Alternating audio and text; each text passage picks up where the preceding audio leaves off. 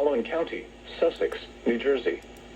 Flood warning in effect until 5:45 p.m. this afternoon. What flooding caused by excessive rainfall is expected? Where? A portion of northern New Jersey, including the following county: Sussex. When? Until 5:45 p.m. Impacts: flooding of rivers, creeks, streams, and other low-lying and flood-prone locations is imminent or occurring.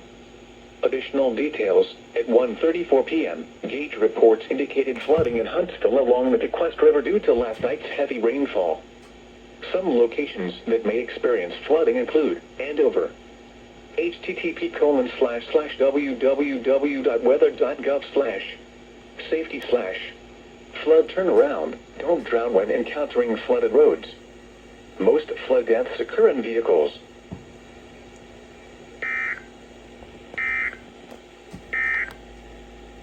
For the following county: Berg, New Jersey. Flood warning is canceled. The flood warning is canceled for the Saddle River near Lodi. Additional details: at 1:30 p.m. Friday, the stage was 5.8 feet. Forecast: the river should fall